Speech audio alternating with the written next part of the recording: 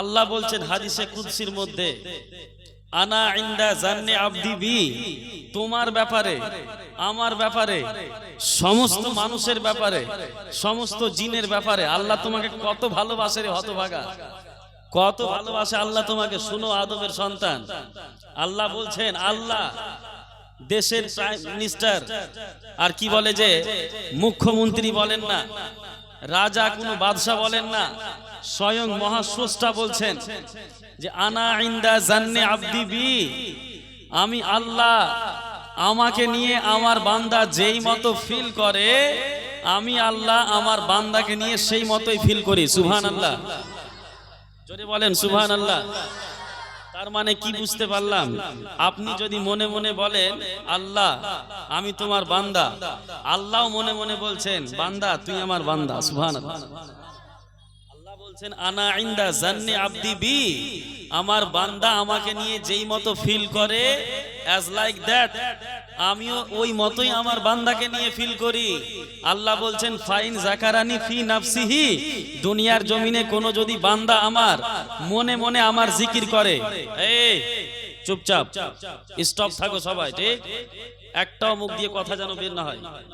আমি এখানে কিসসা কাহিনী আর গীত গাইতে আসিনি, এখানে আমি হাদিস কোরআনের কথা বলতে এসেছি, এখানে তোমাকে শুনতে হবে। একটাও কথা আমার হাদিস কোরআনের বাইরে হবে না। শুনো মন দিয়ে, এমন কথা শোনাবো যেটা 50 বছরের আগে কেউ শোনায়নি। সুবহানাল্লাহ বলে। আল্লাহ বলছেন ফাইন জাকারানি ফি নাফসিহি, বান্দা শুন, তুই যদি আমার মনে মনে জিকির করিস, কি করিস? আল্লাহ বলছেন বান্দা তুমি যদি আমার মনে মনে জিকির করো, জাকারতুহু ফি নাফসি, বান্দারে আমি আল্লাহ তোর জিকির করি, আমি আল্লাহ নিজের মনে মনে। সুবহানাল্লাহ। দুনিয়ার জমিনে হযরতে মুসা বললেন আল্লাহ, আল্লাহ তুমি যখন তোমার কোন নেককার বান্দা তোমাকে ডাকে তুমি কি করো? আল্লাহ তোমাকে যখন তোমার কোন নেককার বান্দা তোমাকে ডাকে তুমি কি করো? আল্লাহ রাব্বুল আলামিন বললেন মুসা, যখন আমার কোন নেককার বান্দা আমাকে ডাকে আমি ওই বান্দার দিকে একবার সাড়া দিই। কয়বার সাড়া দিই? একবার সাড়া দিই। আল্লাহ বলছেন বান্দা, আর যদি কোনো গুনাহগার বান্দা তোমাকে ডাকে, আল্লাহ স্বয়ং বলছেন যে যদি আমার কোনো গুনাহগার বান্দা আমাকে ডাকে আমি আল্লাহ ওই বান্দার দিকে একবার সাড়া দিই না, আমি স্বয়ং আল্লাহ ওই গুনাহগার বান্দার দিকে 2 বার সাড়া দিই। জোরে বলেন সুবহানাল্লাহ। তার মানে কি বুঝতে পারলাম? নেককার বান্দার থেকে আল্লাহ কাকে বেশি ভালোবাসে? বলেন না গো। গুনাহগার বান্দাকে আল্লাহ বেশি ভালোবাসে। হযরতে মুসা বলেন আল্লাহ এটা কেমন হলো? নেককার বান্দার সাড়া একবার দেন আর গুনাহগারের আপনি আবার 2 বার সাড়া দেন কেন? দরকার তো এটা ছিল যে নমাজি হাজি গাজী পরহেজগার আল্লামা মুফতি মুহাদ্দিস ওয়ারদাকে আল্লাহ হয়তো একবার জায়গায় 2 বার সাড়া দিতেন, কিন্তু আল্লাহ বলছেন না, আমার কোন নেককার বান্দা যখন আমার জিকির করে আমাকে ডাকে আমি ওই নেককার বান্দাকে একবার সাড়া দিই, আমি ওই বান্দাকে একবার ডাকি। আর যদি আমার কোন গুনাহগার বান্দা আমাকে একবার সাড়া দেয়, একবার ডাকে, আমি আল্লাহ ওই গুনাহগার বান্দার দিকে 2 বার সাড়া দিই, আমি ওই বান্দাকে 2 বার ডাকি। কেন? আল্লাহ বলছেন মুসা শোনো, এই যে আমার নেক বান্দারা এরা জানে যে আমি আল্লাহ, এরা জানে যে আমি রোজা রাখি, এরা জানে যে আমি নামাজ পড়ি, এরা জানে যে আমি হাজী সাহেব, এরা জানে যে আমরা মাওলানা সাহেব, এরা জানে আমরা কোরআন হাদিস পড়ি, আমাদের পার পাওয়ার নেকি আমাদের আমল আছে, তাই না? এই কথা বলো না। আচ্ছা বুঝতে পারছো আমার কথা? বুঝতে পারছো? পারছো না? ভালো লাগছে? ভালো লাগবে। শুনেন, মন দিয়ে শুনেন। আল্লাহ বলছেন যখন কোন নেককার বান্দা ডাকে, ওই নেককার বান্দা আমাকে ডাকে আর তার আমলের প্রতি তার ভরসা থাকে যে আমি রোজা করি, নামাজ পড়ি, যাকাত দিই, হজ করেছি, আমি নেক খায়রাত করি, আমল করি, নেকির উপরে তার ভরসা থাকে। মুসা ওই জন্য আমি ওই বান্দার ডাকে একবার সাড়া দিই, কিন্তু যখন আমার কোনো গুনাহগার বান্দা একবার আমাকে ডাকে আমি 2 বার সাড়া দিই। কেন? এই কারণে যে গুনাহগার বান্দার কোনো নেকি নেই, গুনাহগার বান্দার কাছে নামাজ নেই, রোজা নেই, হজ নেই, যাকাত নেই, গুনাহগার বান্দা আমাকে ডাকে শুধু আমার রহমতের আশায়। তার মানে আল্লাহ রাব্বুল আলামিন গুনাহগারের সাড়া বেশি দেন, তাই না? তো আল্লাহ বলছেন ফাইন যাকারানি ফি নাফসিহি যাকারতুহু ফি নাফসি, বান্দারে শোনো, তুমি যদি আমি আল্লাহ আমার তোমার মনে মনে জিকির করো, আমি আল্লাহ তোমার মনে মনে জিকির করব। ফাইন যাকারানি ফি মালাইন, আর তোমরা যদি আমি আল্লাহ আমার জিকির করো ভরা সভার মধ্যে, এই যে একটা জনসঙ্গম, এই যে একটা সভা, এই যে একটা স্টেজ, আল্লাহ বলছেন ফাইন যাকারানি ফি মালাইন, তোমরা যদি কোনো সভা সাজিয়ে আমি আল্লাহ জিকির করো, আমার জিকির করো, যাকারতুহু ফি মালাইন খাইরিন মিনহুম, এ বান্দারা শোনো, আমি আল্লাহ আরশে আজিমে তোমাদের থেকে একটা সুন্দর সভা সাজাই ফারিস্তাদের, আর তাদের থেকে ভালো সভা সাজিয়ে ওই বান্দাদের আমি আল্লাহ জিকির করি। জোরে বলেন সুবহানাল্লাহ। তার মানে আল্লাহর কথা অনুযায়ী, আল্লাহর ওয়াদা অনুযায়ী আল্লাহর জিকির করছি আমরা, তাই না? তো আল্লাহর ওয়াদা অনুযায়ী আমাদের মতো গুনাহগারের জিকির স্বয়ং আল্লাহ করছেন। জোরে বলেন সুবহানাল্লাহ।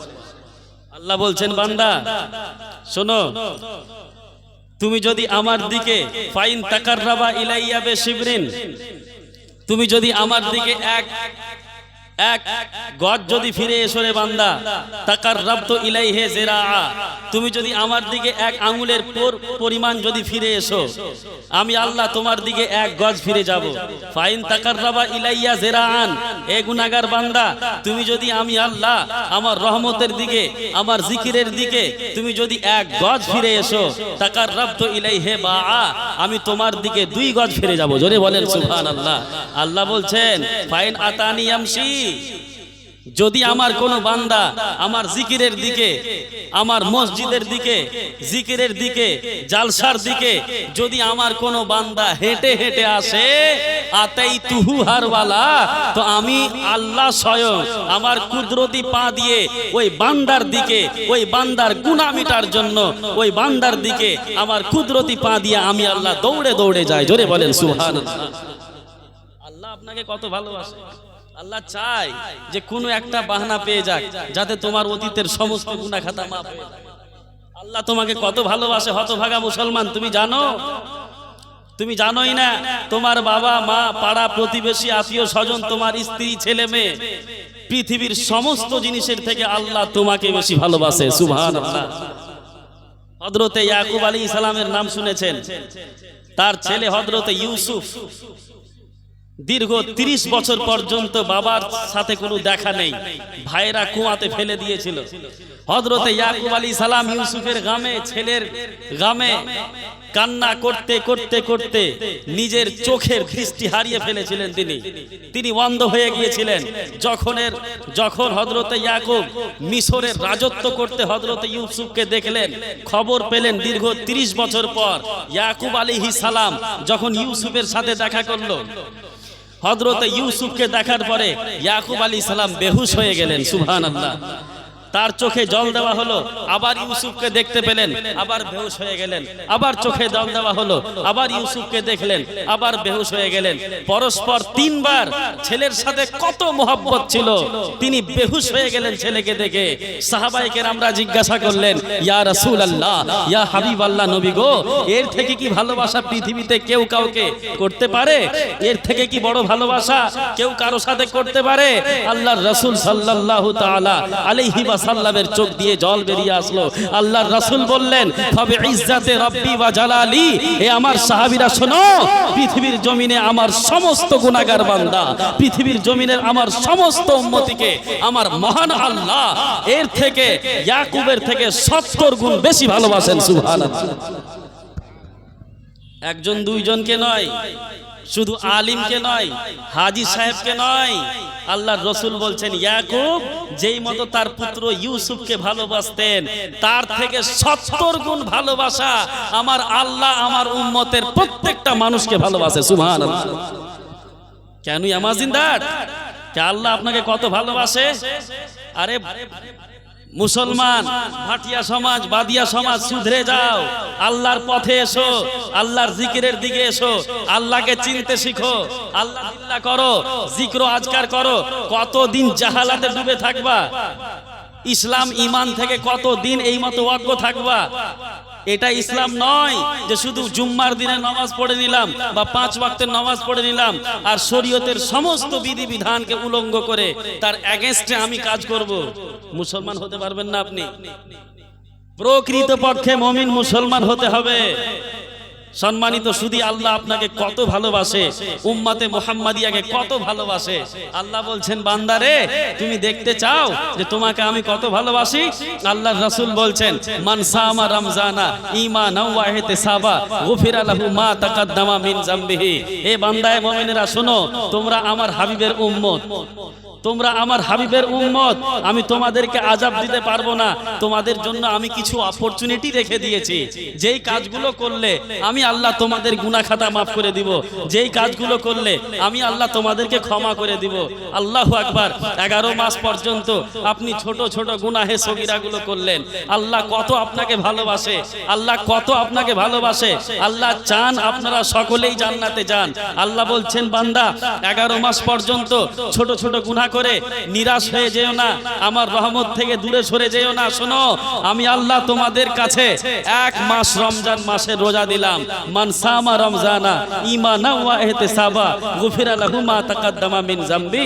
বান্দা 11 মাস গুনাহ করেছো, টেনশনের কিছু নেই, গুনাহ হয়ে গিয়েছে তোমার, আদমের সন্তান, গুনাহ হওয়াটা স্বাভাবিক। তুমি রমজান মাসের 30টি রোজা রাখো, আমি আল্লাহ তোমার অতীতের সমস্ত গুনাহ খাতা মাফ করে দেব।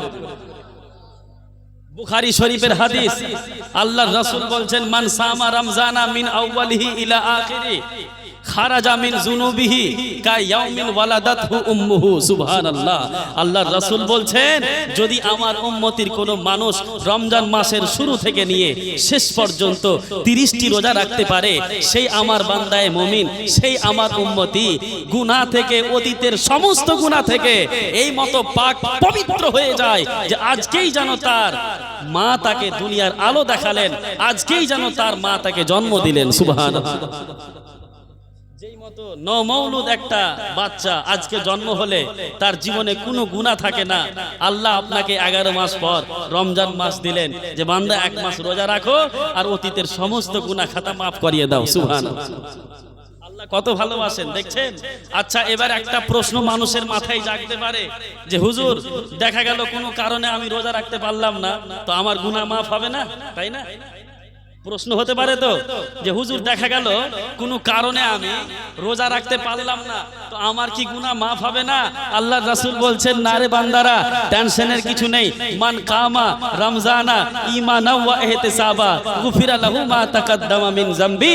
বুখারী শরীফের হাদিস, সহিহ হাদিস। আল্লাহর রাসূল বলছেন, বান্দা শোনো, তুমি যদি রমজান মাসের শুরু থেকে নিয়ে শেষ পর্যন্ত জাগরন্ত অবস্থাতে থাকতে পারো, মানে তারাবির নামাজ পড়তে পারো। মুহাদ্দিসিনে কেরাম বলছেন, কামা শব্দ এখানে এর উদ্ধৃত মানে হচ্ছে তারাবির নামাজ পড়া।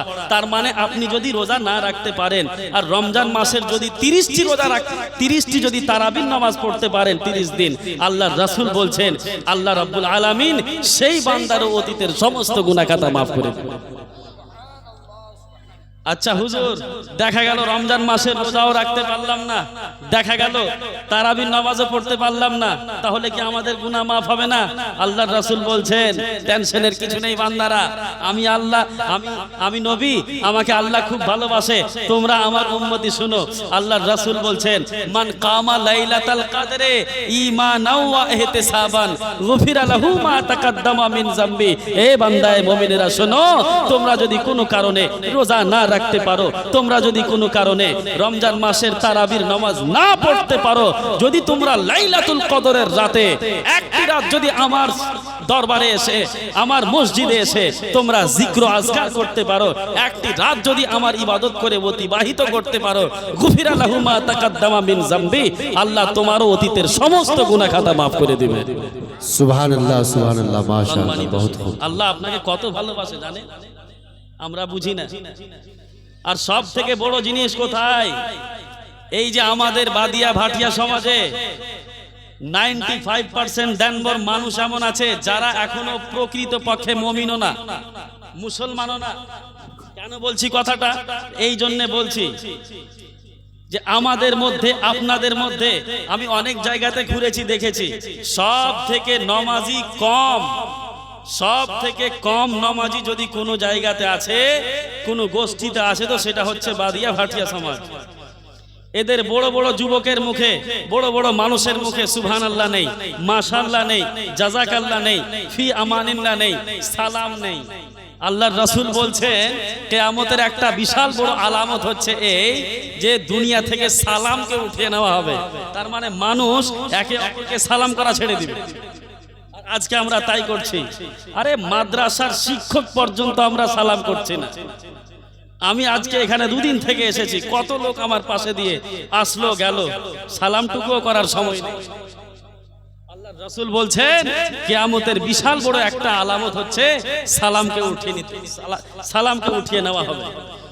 আল্লাহর রাসূল বলছেন আফসুস সালামা বাইনাকুম, তোমরা যদি বরকতপূর্ণ হতে চাও, প্রকৃত পক্ষে মুমিন মুসলমান হতে চাও, নিজেদের মধ্যে সালামের প্রথা কায়েম করো, একে অপরকে সালাম করো। যেই সমাজে মানুষ একে অপরকে বেশি সালাম করবে, ওই সমাজ থেকে আল্লাহ দুর্ভিক্ষুককে দূর করে দিবেন। সুবহানাল্লাহ। আমরা এগুলো বুঝি না। হাদিস কোরআনের প্রতি কোনো আমল নেই। কিভাবে দাঁড়িয়ে, কিভাবে জল খেতে হয় বসে, কিভাবে খাবার খেতে হয়, কি দোয়া পাঠ করতে হয়, আমাদের এই সম্বন্ধে কোনো নলেজ নেই, কিছুই নেই। সম্মানিত সুধী আমার, বলার অনেক কিছু আছে আমার, যেগুলো ত্রুটি আছে সেই ত্রুটিগুলো ধরিয়ে দেওয়াই হচ্ছে আমার কাজ। আমার আজকে যে